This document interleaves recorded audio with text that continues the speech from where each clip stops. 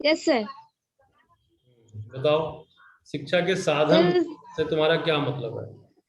Sir शिक्षा के जो कार्य हैं उनको करने के लिए जो विशिष्ट संस्थाओं का विकास होता है, इन्हीं संस्थाओं को शिक्षा का साधन कहते हैं। जैसे सर जैसे शिक्षा के सर ऐसे साधन जैसे निरौपचारिक औपचारिक सर विद्यालय विश्वविद्यालय ऐसे सर ये जो संस्थाएं हैं इनको चलाने के लिए या विकास करने के लिए जो किया जाता है वही साधन है। बढ़िया। और कोई? यस सर, एक विश्लेषण है। क्या? जीवन अथवा विकास का अच्छा या बुरा होना वंशानुक्रम तथा वातावरण पर निर्भर करता है। और वंशानुक्रम तो निश्चित होता है, परंतु वातावरण में परिवर्तन द्वारा अच्छा या बुरा बनाया जा सकता है। तो सर इसी के द्वारा परिवार, समुदाय और धर्म ऐसे तत्व हैं जो बालक को हर प्रकार वातावरण प्रस्तुत करते हैं। शिक्षा के इन सभी तत्वों को शिक्षा के साधन की संज्ञा दी गई है। ये तो एक तरह से ये कह लो साधन का एक एग्जाम्पल है, या फिर उसके संप्रत्यय को समझने की कोशिश तो हो रही है, लेकिन वास्तविक संप्रत्यय नहीं है। अब साधन का मतलब ऐसे समझो, साधन का मतलब ऐसे, अब जैसे जैसे तुम देखो, एक उदाहरण लेते हैं। जैसे तुम मैसेज किसी को भेजना चाहो, संदेश तुम किसी को भेजना चाहो, तो वो जो संदेश है उसको तुम मोबाइल के द्वारा किसी को भेज देती हो। तो कोई भी विद्यार्थी किसी को भी अगर कोई संदेश भेजना चाहता है तो उसको मोबाइल के द्वारा आराम से भेज देता है। पहले ये मोबाइल नहीं था, तो संदेश भेजने के लिए क्या था? पत्र थे। उसके भी पहले, बहुत पहले हो सकता है कुछ और साधन रहा हो। पत्राचार करने का तरीका डाक के पहले भी कुछ और रहा हो। किसी किसी फिल्म में तुम लोग देखते हो जिसमें कबूतर जो है वो संदेश ले जाने का काम करता था। तो यहाँ ये सारी चीजें उस संदेश भेजने का माध्यम या साधन है। संदेश कैसे भेजा जाएगा इसका माध्यम या साधन है। तो ऐसे ही समझो कि शिक्षा जिसके द्वारा दी जाए, शिक्षा का प्रचार प्रसार या शिक्षा की प्रक्रिया का क्रियान्वयन जिस किसी भी प्रक्रिया के द्वारा किया जाए वही उसका साधन है। साधन एक तरह से किसी भी जिस चीज के लिए जिसका भी साधन है वह उस विशेष उद्देश्य की पूर्ति का एक तरीका होता है। साधन जो है एक तरह का एक एक सिस्टम है, एक प्रक्रिया है जो उस विशेष जिसके भी साथ साधन लग जाएगा, जैसे यातायात के साधन या यातायात के अभिकरण या भोजन या अनाज उगाने के साधन या खेती के उपकरण या खेती के साधन या जल को प्राप्त करने के साधन, इस तरह के कई जगह जहां भी साधन लग जाएगा वह शब्द उस विशेष शब्द को ले जाने और उस प्रक्रिया को आगे बढ़ाने के लिए काम आता है। जब भी साधन हम साधन शब्द इस्तेमाल करते हैं, और साधन के अलावा एक शब्द इसमें और भी इस्तेमाल होता है जो ज्यादा बहुतायत इस्तेमाल होता है शिक्षा के इस चैप्टर में। शिक्षा के साधन तो हमने लिख दिया, लेकिन सबसे पहले हमने लिखा शिक्षा के अभिकरण। शिक्षा के अभिकरण फिर स्लैश करके हमने साधन लिखा। तो वास्तव में ये शिक्षा का अभिकरण है, हम लोग पढ़ रहे हैं। शिक्षा का अभिकरण का मतलब है, अंग्रेजी में इसको बोले तो शिक्षा एजेंसीज ऑफ एजुकेशन इसको हम कहेंगे। एजेंसीज ऑफ एजुकेशन का मतलब शिक्षा के अभिकरण। अब इसको समझने के लिए कुछ और चीजें देखते हैं। जैसे जब तुम अपना वोडाफोन का सिम लेते हो या BSNL का सिम लेते हो या किसी दूसरे कंपनी का सिम लेते हो, तो वह एक छोटा सा स्टॉल लगा के बैठा रहता है आदमी, या तुम किसी बड़े स्टोर पर जाके लेते हो, या उस विशेष मोबाइल प्रदाता कंपनी के ऑफिस में जाकर के लेते हो, तो यह उस विशेष कंपनी का वह सेंटर होगा जहां से तुम उसको प्राप्त करते हो। तो वह जो सेंटर होगा वह, जैसे तुम रिलायंस का के मोबाइल स्टोर पर जाते हो तो वहां पर मोबाइल की एजेंसी है।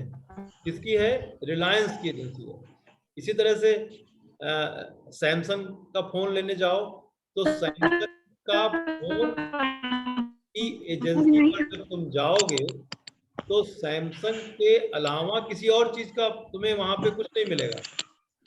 जब सैमसंग की एजेंसी में जाओगे तो केवल सैमसंग का मिलेगा। इसका मतलब कि वह एजेंसी या वह अभिकरण सैमसंग कंपनी का प्रचार प्रसार करता है। ऐसे ही जब कभी तुम अमूल दूध के काउंटर पर पहुंचते हो, अमूल प्रोडक्ट है दूध का, या पराग के काउंटर पर पहुंचते हो, तो वहां पर तुम्हें पराग कंपनी का दूध मिलता है और उस कंपनी के रैपर में तुम्हें दूध मिलता है। और वही उसके वह जो जगह होती है, वह जो एजेंसी होती है, वह उसी विशेष प्रोडक्ट के ही प्रचार प्रसार का काम करती है। दूसरे दूसरे किसी का प्रचार प्रसार का काम वो नहीं करती है। उसका काम प्रचार प्रसार या इतने तक ही सीमित नहीं रहना है, बल्कि उस एजेंसी का काम उस विशेष प्रोडक्ट के विपणन का भी है, मार्केटिंग का भी है, और कैसे उसको आगे बढ़ाना है इसकी भी कोशिश उस एजेंसी के द्वारा किया जाता है। तो एजेंसी या अभिकरण जो शब्द है वह बहुत ही व्यापक है। शिक्षा का न केवल एक जगह से दूसरी जगह पर स्थानांतरण का मामला है, बल्कि शिक्षा वास्तव में तो मतलब दवाई नहीं लगा सके तो अपना प्रचार प्रसार भी साधनों के माध्यम से करती है। इसे मुंह गिराई लगा होली में तब से ना दवाई नहीं लगाई। प्लीज अपना माइक कर लीजिए जो खोले हैं। एक और क्लास चल रही है बीच में कहीं। तो अभिकरण कुछ हद तक क्लियर हुआ होगा तुम लोगों को। अभिकरण का मतलब है कि जैसे अब हम एजुकेशन पर अगर आए तो शिक्षा का जो अभिकरण है, शिक्षा का अभिकरण का मतलब है कि एक ऐसी प्रक्रिया या एक ऐसी व्यवस्था जिसके माध्यम से शिक्षा का प्रचार प्रसार भी होगा, शिक्षा का विकास भी होगा, शिक्षा का संरक्षण भी होगा, और शिक्षा से संबंधित सारा कुछ उस साधन या अभिकरण के माध्यम से हम आराम से कर सकते हैं।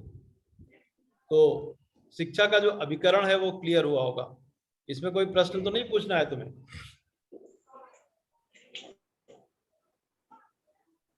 किसी को कोई समस्या? शिक्षा का अभिकरण क्लियर हुआ? सर इसकी डिफिनेशन हाँ, दीजिए। पूछो पूछो। सर इसकी डिफिनेशन क्लियर करिए सर। लिखना चाहो तो लिख लो। क्या सर बोल दीजिए। जी सर बोलिए। अभिकरण, अभिकरण या साधन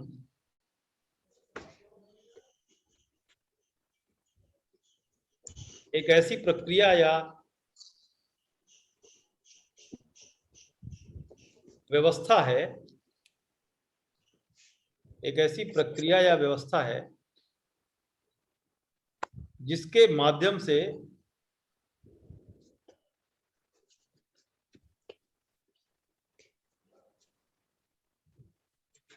किसी वस्तु, क्रिया,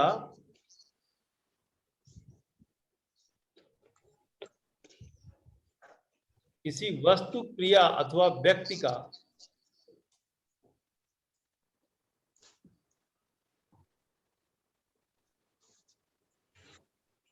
जी सर प्रचार प्रसार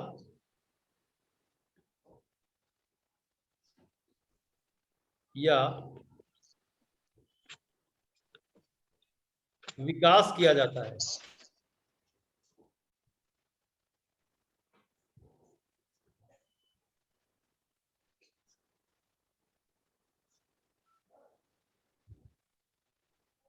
यस सर आगे। बस इतना ही साधन है, शिक्षा का अभिकरण या साधन इतना ही है बस। सर इसकी एक डिफिनेशन में पढ़े थे सर, उसमें था नियमों को लागू करने का माध्यम अभिकरण कहलाता है। वो भी लिख सकती हो। जी सर, उसको भी लिख सकती हो। तो सर इसमें नियमों से क्या मतलब है सर? नियमों का मतलब जो जो परिभाषा है, फिर से पढ़ो।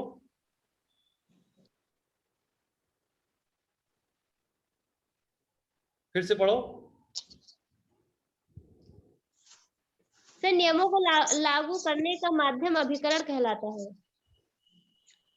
नियमों को लागू करने का माध्यम। Yes sir. सर जैसे परिवार, राज्य, शिक्षण संस्था।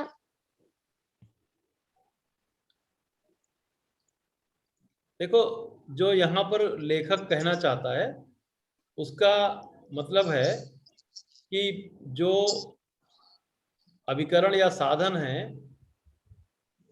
वो किन्हीं विशेष नियम के द्वारा चलाए जाते हैं। ठीक है, जैसे कोई एजेंसी है, कॉलेज है, कॉलेज में कुछ नियम कानून है, उन नियमों को कॉलेज में जब तुम आओगी तब वो लागू हो जाएंगे। ऐसे कुछ घर के नियम हैं, घर पे जब जाओगी तो उसके नियम कानून लागू हो जाएंगे। तो वास्तव में ये परिभाषा काफी हद तक सीमित है, एक तरह से कह लो कि संकुचित परिभाषा है। विस्तार से अगर देखो तो शिक्षा के साधन या अभिकरण शिक्षा का प्रचार, प्रसार और विकास करते हैं। उसके लिए नियम कहीं हैं और कहीं नियम नहीं भी हैं। नियम में बंधना साधन या अभिकरण के लिए एक संकुचित दायरा है। यद्यपि घर का नियम होता है, लेकिन यहाँ शिक्षा में घर के नियमों का कोई मतलब नहीं होता है। कई और भी साधन है, जैसे समाज है, खेल का मैदान है, सड़कें हैं, पशुओं के चरने की जगह है। जो कुछ भी है, जहां भी हम जाते हैं, हमारा जीवन जिस तरफ हमें ले जाता है वह सब सीखने की एक जगह होती है। वहां कोई नियम नहीं होता है, नियमों को लागू करने की वो जगह नहीं होती है। औपचारिक शिक्षा के लिए तो ये हम कह सकते हैं, लेकिन अनौपचारिक या निरौपचारिक में नियमों को ढील देते हैं। नियमों को लागू करने के लिए वहां नहीं है हम, वहां हम अपने उस विषय वस्तु को प्रचार, प्रसार और विकास के लिए। तो इसलिए शिक्षा के अभिकरण का जो अर्थ है, जो मूल उसकी जो, जैसे एक दिन किसी विद्यार्थी ने पूछा था कि जब शिक्षा की एक ही डिफिनीशन है तो फिर 20 डिफिनीशन क्यों हम कहते हैं? एक जगह हम कहते हैं शिक्षा का संकुचित अर्थ, एक जगह कहते हैं व्यापक अर्थ, एक जगह कहते हैं वास्तविक अर्थ, एक जगह कहते हैं शाब्दिक अर्थ। इन सब तमाम शिक्षा के अर्थ की जरूरत क्या है? ऐसे ही यहाँ भी जब हम अभिकरण की बात करते हैं तो अभिकरण में जब हम नियमों को लागू करने का साधन अगर हम अभिकरण को मानने लगेंगे तो फिर औपचारिक तक तो ठीक है, लेकिन औपचारिक के आगे जब बढ़ेंगे तो वहां पर नियमों में ढील हो जाती है। ऐसी स्थिति में वो परिभाषा संकुचित हो जाती है। मैं ये नहीं कह रहा हूं कि वो गलत परिभाषा है, लेकिन यह कह रहा हूं कि वह एक संकुचित परिभाषा है। व्यापक अर्थों में साधन का मतलब है कि जो उस विशेष, जिस चीज का भी साधन है, उस विशेष चीज को जो प्रचार करे, प्रसार करे और विकास करे, उसको आगे बढ़ाने के लिए प्रयासरत रहे, उस प्रक्रिया या व्यवस्था को हम साधन या अभिकरण कहते हैं। देखो, इस कक्षा की जरूरत भी इसीलिए है क्योंकि किताबें और कहीं पढ़ी गई चीजें तुम्हें कंफ्यूज कर सकती हैं। इसलिए इस तरह के कंफ्यूजन यहाँ पर रखा करो। बहुत बढ़िया तुमने प्रश्न रखा और कहीं पढ़ा था, उसको क्लियर हुआ होगा। नहीं हुआ हो तो फिर से बताएं, हम और कुछ क्लियर करें। रक्षिता सर, जैसे आपने खेल कूद में सर नियम, अनौपचारिक साधन में सर आपने नियम बताया कि इसमें नियम में ढील दी जाती है, लेकिन सर खेल कूद में तो नियम बहुत जरूरी होता है। नहीं तो खेल कूद ही एक जगह नहीं है जहां पे हम सीखते हैं। एक जगह अगर होती, वो खेल कूद ही एक जगह होती कि वो शिक्षा का साधन खेल कूद का मैदान है। बाकी कोई खेल कूद के मैदान में जहां नियम थे वहां तो हम सीख रहे थे, लेकिन जब हम खेल कूद के मैदान से बाहर आए तब क्या सीखना बंद हो गया? तो क्या वो जो बाहर आए वहां जो सीखे, क्या वो सीखने का साधन नहीं है? हालांकि हो सकता है कि वो औपचारिक साधन ना हो। कहीं भी हम जाते हैं तो सीखते हैं, वहां कोई नियम जरूरी नहीं कि नियम हो ही, है ना। नियम या नियम के जो तमाम उपयोग हैं वह सब हमने बनाए हैं। लेकिन यहाँ जो शिक्षा एक शब्द है, या किसी भी चीज के साधन या अभिकरण की जब हम बात करते हैं, तो अभिकरण में उस विशेष के विस्तृत आकार को बहुत व्यापक रूप से देखने की कोशिश करते हैं। केवल हम उसके संकीर्ण रूप को देखने की कोशिश नहीं करते हैं। तो जब खेल के मैदान की बात करते हैं तो खेल में तो नियम होता है, लेकिन खेल के मैदान के बाहर भी शिक्षा चलती रहती है, वहां कोई नियम नहीं होता है। भीष्म पितामह को जब वाण लग गया और वो सर सैया पर लेटे हुए थे, तो वाणों का सेज बना करके जब उनको महाभारत देख रहे थे, तो उस समय भी वो कौरवों और पांडवों को शिक्षा दे रहे थे। वहां कोई नियम नहीं था, वहां युद्ध का कोई नियम नहीं था, वहां भी शिक्षा चल रही थी। तो शिक्षा का साधन जब हम बात करेंगे तो नियमों में उसको हम बांध नहीं सकेंगे। नहीं क्लियर हुआ? सर हो गया। नहीं, जबरदस्ती मत हो जाए, और सवाल करो। नहीं सर, जबरदस्ती नहीं। कुछ और सवाल करोगी तो कुछ और ज्यादा गहराई में जाओगी। जितने भी सवाल होते हैं, जब समझ में नहीं आए तब सब जो समझाया जाता है वह उस विशेष कॉन्सेप्ट को गहराई से समझाने का प्रयत्न किया जाता है।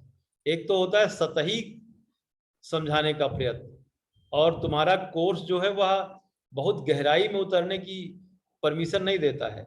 लेकिन जब तुम्हें समझ में आती है कोई चीज और उसको समझने की तुम वास्तव में कोशिश करती हो या करते हो, तो इस तरह के सवाल पैदा होते हैं। जब सवाल पैदा होते हैं तो उसका जवाब आता है, और उस जवाब में फिर टीचर को भी अपने लेवल को हाई करना पड़ता है, और उस कॉन्सेप्ट को भी समझना ज़्यादा आसान हो जाता है। इसलिए बिना अंदर तक गए कभी यस नहीं करना चाहिए। हो सकता है कि मुझे आज समझाने में दिक्कत हो तो मैं कल समझा दूं, परसों समझा दूं, लेकिन उस चीज को वास्तविक रूप में तुम्हें अपने अंदर आत्मसात करने के लिए तुम्हें खुद को समझाना ना पड़े, वास्तव में तुम समझ जाओ। ऐसा हो गया है तो आगे बढ़े। रक्षिता। यस सर, आगे बढ़िए। तो मेरे ख्याल में शिक्षा के अभिकरण के बारे में तुम लोगों को काफी कुछ क्लियर हुआ होगा। और भी किसी के लिए कोई प्रश्न हो तो पूछ ले। रुद्राणी, तुम क्लास में हो? यस सर, बट हमने तो ये फर्स्ट ईयर में पढ़ा है। अरे तो पढ़ा है तो फिर से पढ़ लो। सर पढ़ रहे हैं इसी। करत करत अभ्यास ते जड़मत होत सुजान, लसरी आवत जात ते सिल पर होत निशान। सिल पर परत निशान। सिल पर परत निशान। तो जब किसी चीज को हम बार बार करते हैं तो वह तुम्हारा अपना हो जाता है। इसलिए इसमें जब भी कुछ पढ़ो या पढ़ाया जाए ऐसा जो तुम पहले पढ़ चुके हो, तो उसको भी इंजॉय करो और उसमें भी कुछ नया चीज खोजने की कोशिश करो, जैसा रक्षिता कर रही है। तुम भी कर सकती हो, कर रही होगी। कॉन्सेप्ट क्लियर हो जाए तो क्या है? हाँ सर, मुक्त शिक्षा अभिकरण क्या है? मुक्त शिक्षा अभिकरण कौन कौन पूछ रहा है? सर पूजा मिश्रा। पूजा, किस क्लास में हो?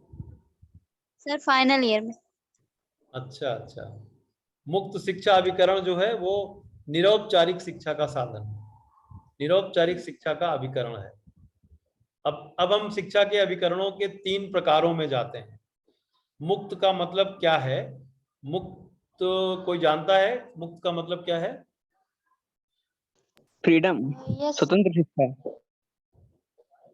राजकुमार, यहाँ पे फ्रीडम का क्या मतलब है? सर मुक्त शिक्षा मतलब कि कोई नियम ना हो, कोई मतलब कि कोई जबरदस्ती ना हो, चाहे जहाँ पर शिक्षा ग्रहण की जाए औपचारिक। कोई प्रतिबद्धता ना हो कि हाँ नहीं जैसे तुम्हें कॉलेज आना ही आना है, ऐसा नहीं है कि बिना आए काम नहीं चलेगा, आओ या ना आओ बट शिक्षा तुम्हें मिलती रहेगी। अब पूजा, इसको समझने के लिए हम थोड़ा सा पहले सारे दायित्व मुक्त होना, हाँ सारे दायित्वों से मुक्त होना। नहीं नहीं, ऐसा नहीं है। तब तो तुम्हें मुक्ति मिल जाएगी, तब तो मोक्ष को प्राप्त कर लोगी। यहाँ यहाँ उससे नहीं मतलब है ये। अब पूजा, इसको समझने के लिए पहले हम थोड़ा सा बैक में जाते हैं। शिक्षा के अभिकरणों को जल्दी जल्दी हम तुम्हें बताते हैं। शिक्षा के अभिकरण जो शिक्षा शास्त्र में हम पढ़ते हैं, उसमें शिक्षा के 3 अभिकरणों की बात की जाती है। एक शिक्षा के औपचारिक अभिकरण, दूसरा अनौपचारिक अभिकरण और तीसरा निरौपचारिक अभिकरण। इसमें औपचारिक अभिकरण जो है वह औपचारिकताओं से परिपूर्ण होता है।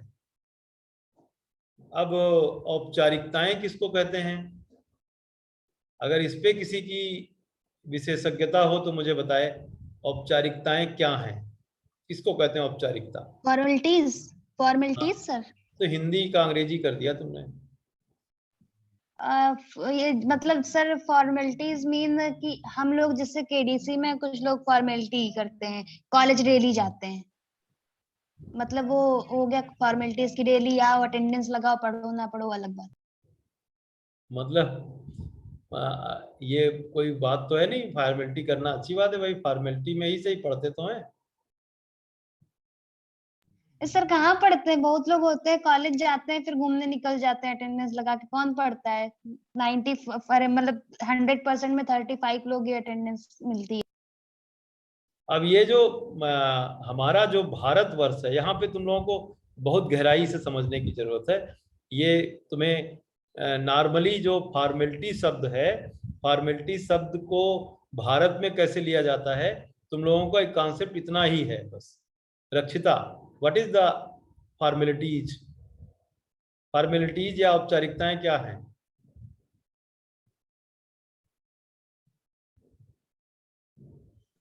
सर क्या है? क्लियर नहीं। क्या है फॉर्मल? फॉर्मल होना क्या है?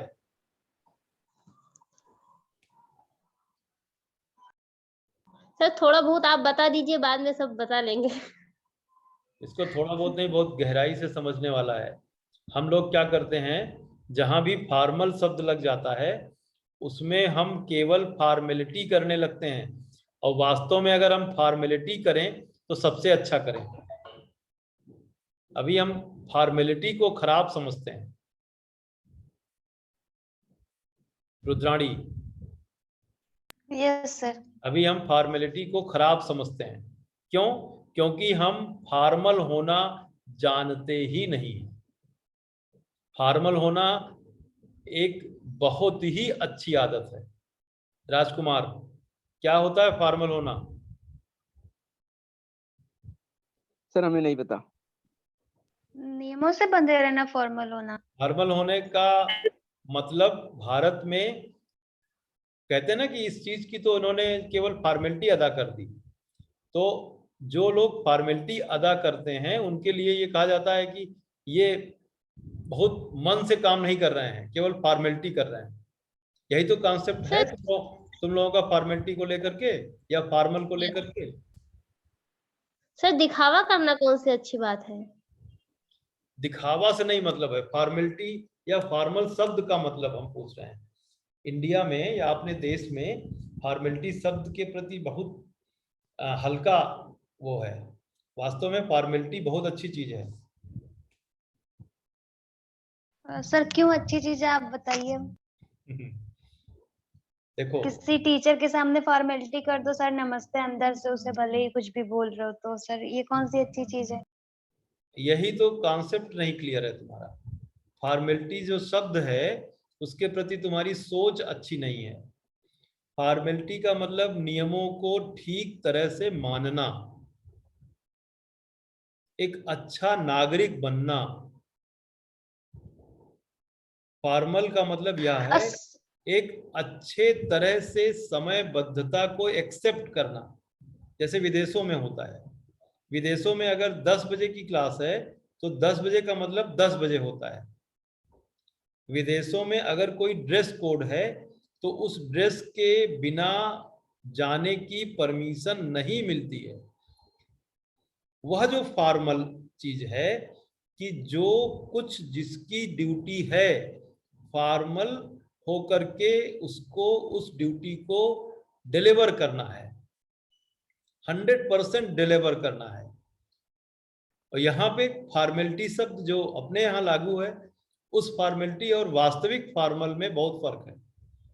फॉर्मल का मतलब यह है कि जैसे मैं क्लास पढ़ा रहा हूँ, ठीक है, या कोई व्यक्ति न्यायालय में जा रहा है और वकील है, मैं टीचर हूँ, ठीक है, टीचर का जो ड्रेस है या ड्रेस जो होना चाहिए उस ड्रेस में ही मैं रहूं हमेशा, या वकील का जो ड्रेस है वह उसी ड्रेस में रहे हमेशा। जब वो पढ़ाए, जब वो उस रोल में हो, उस फॉर्मल ड्रेस में ही हो, वह उसकी अनिवार्य शर्त है। मतलब सारे नियम फॉलो किए जाएं ठीक तरह से तो कितना डेवलपमेंट हो जाएगा। ऑफिस में, बैंक में, रेलवे स्टेशन पर, किसी भी जगह पर, जो भी तमाम जगहें हैं, कहीं भी जाओ और अगर तुमको वहां पर निश्चित समय में सेवाएं मिलें तो वह कितना अच्छा है। जबकि ऐसा नहीं होता है। निश्चित समय में सेवाएं मिलती हैं क्या? सर बहुत नहीं, कम। जैसे बैंक का टाइम 11 बजे से 10 बजे से है तो लोग ठीक 10 बजे का बैंक पहुंच जाए तो काम हो जाएगा क्या? नहीं सर।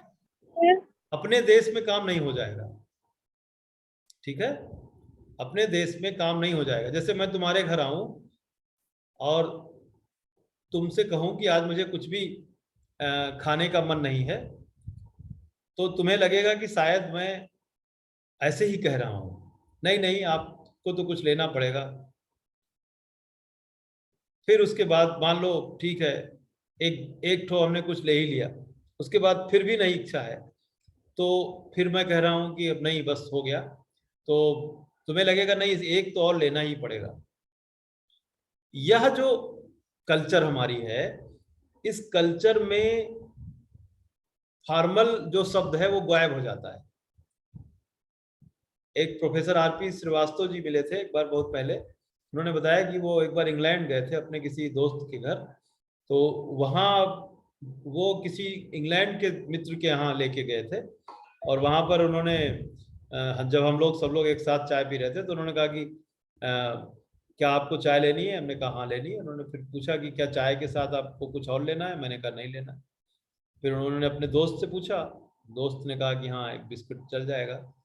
फिर उन लोगों के लिए चाय आई और बिस्कुट आया, उनके लिए केवल चाय आई, उनको बिस्कुट नहीं पूछा गया दोबारा। तो मतलब इसका क्या निकला? मतलब ये निकला कि जो कुछ भी तुम बोल रहे हो वह तुम्हारे द्वारा वास्तव में नहीं बोला जा रहा है। अंदर से कुछ और चाहते हो, बाहर से कुछ और चाहते हो। यह जो तरीका है हमारे कॉलेजों में, हमारे स्कूलों में केवल फॉर्मेलिटी होती है। 10 बजे से क्लास चलना है, 10 बजे से क्लास चल जाती है। पढ़ने वाले भी आ जाते हैं, पढ़ाने वाले भी आ जाते हैं, पढ़ाई भी हो जाती है। लेकिन क्या वास्तव में पूरे तरह से हम पढ़ते हैं या हम पढ़ाते हैं? शायद नहीं पढ़ाते, या शायद तुम लोग ठीक से पढ़ते भी नहीं हो। तो ऐसी स्थिति में हम ये कह सकते हैं कि जो कुछ भी हो रहा है वह फॉर्मल जो शब्द है उसी जो अपने यहाँ का जो फॉर्मल शब्द का सिस्टम है उतना ही है। क्या मेरी आवाज जा रही है तुम लोगों तक?